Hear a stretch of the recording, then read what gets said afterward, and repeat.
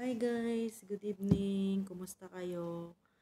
Ngayon, nasamahan niyo ako, magluluto ako ng kabsa laham, laham kabsa. Karop sa Arabic, karop. And then sa atin is tupa. Kaya yun ang naisipan kong iluto ngayong hapunan kasi mas favorite ng amo ko yung laham kisa sa chicken. Tas may sakit nga sila. Kaya yun ang naisip ko kasi mas gaganahan silang kumain nun kasi favorite nga nila yun. Tapos lalahukan ko ng gulay para maging masigla sila at mabilis yung kanilang pagaling. Kaya guys, kung hindi ka pa nakasubscribe sa aking channel, visit ka lang, hanapin mo lang yung aking name sa YouTube, Tisay Veronica, subscribe, and then paki-like na rin. Like, comment down, and then press the notification bell para updated kayo sa aking mga susunod na video. Tara guys, luto na tayo ng kabsalam. Samahan nyo ako. Bye-bye!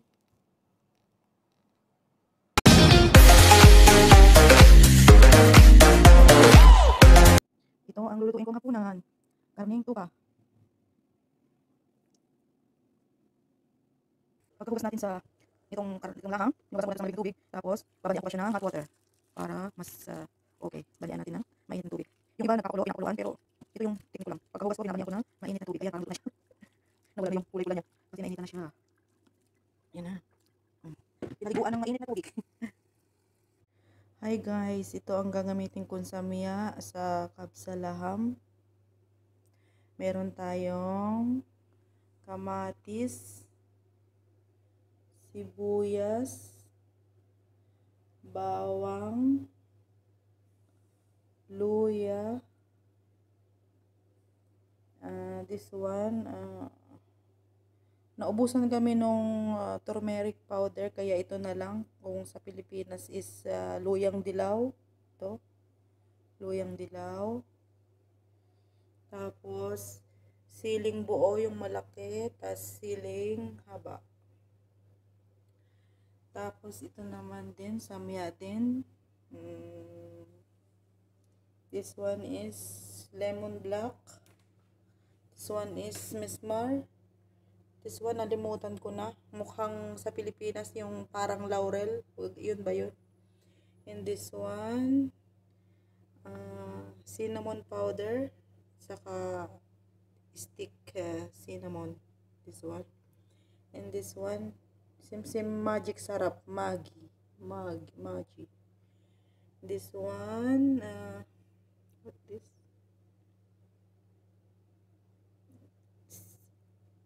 Pamintang durog at saka buo. Saka this one is baharat. Baharat dito sa Arabic. And this one is what this? Chili powder. And then kailangan din natin ng tomato paste. And then salt. O ayan. Yan ang mga samya na aking gagamitin.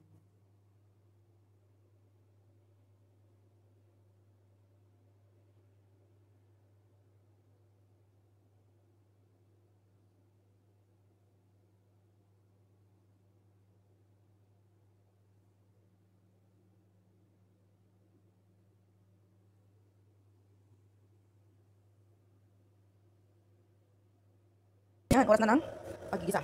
Una, gigisa natin sa bawang,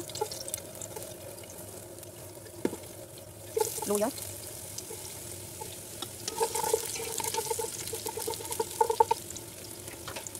and then sibuyas,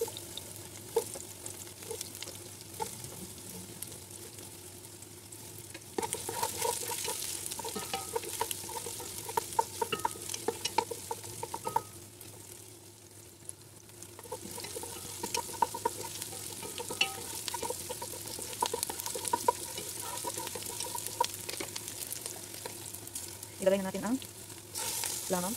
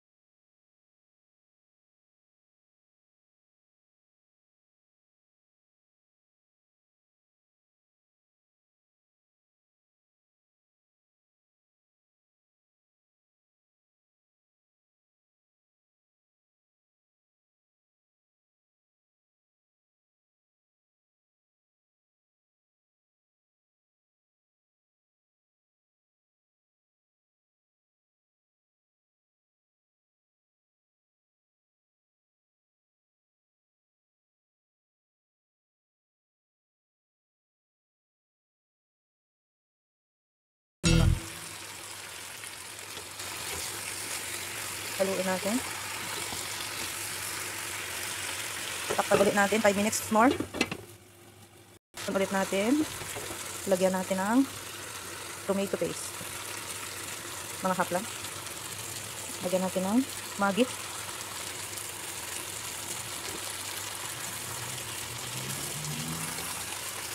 Ayan, kompleto ricados na. Natin ng tubig, hot water.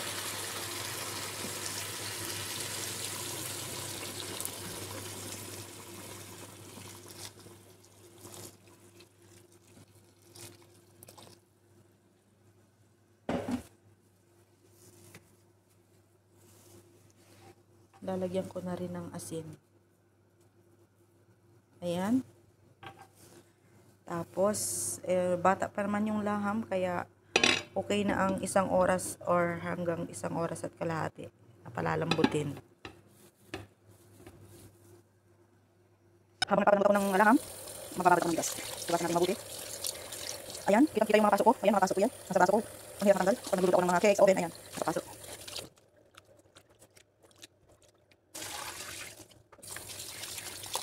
Sino man natin dito sa Pinas? Masarap din yung kanin dito.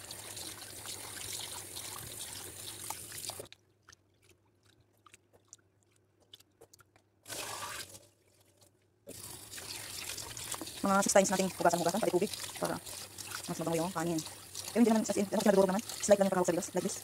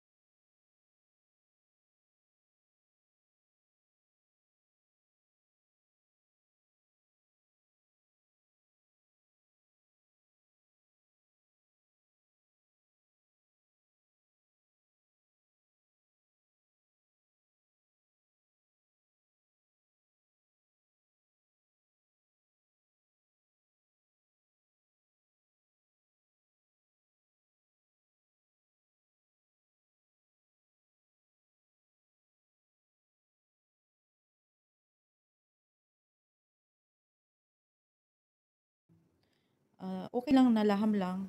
Pwede ring walang gulay, kaso mas gusto kong lahukan ng gulay kasi ang papakainin ko is mga pasyente.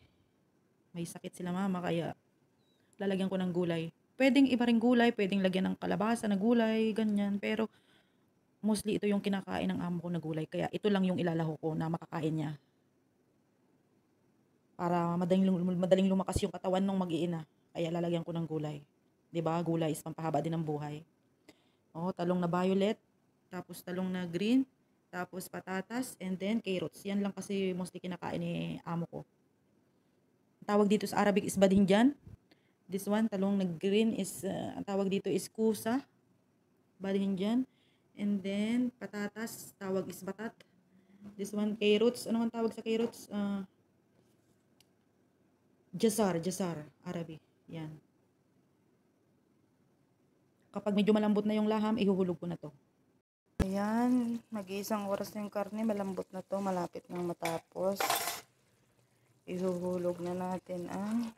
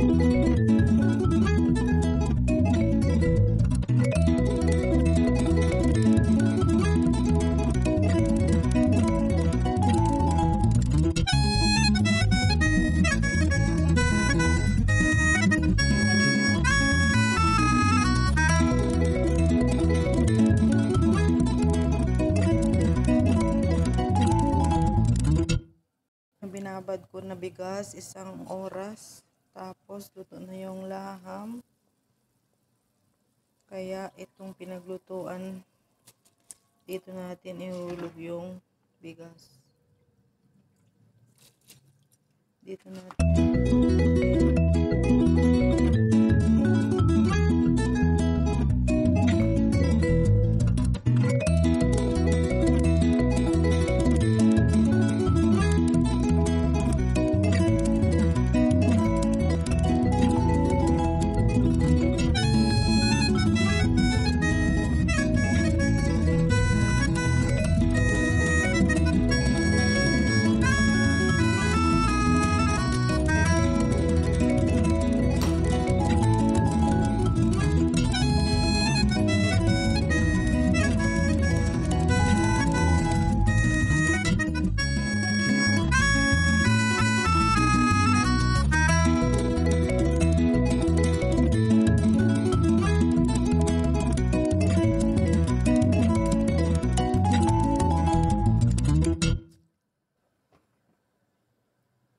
Ayan.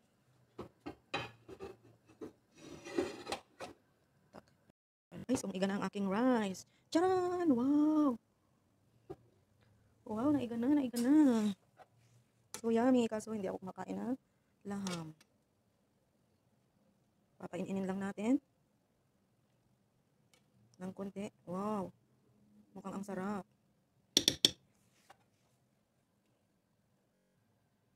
Kung luto na, wow! Luto na ang kabsa rice. Wow! Yummy, kaso hindi ako kumakain ng laham.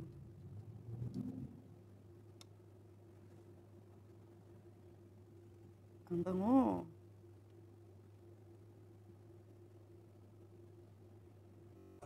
I-oven natin mga 10 minutes.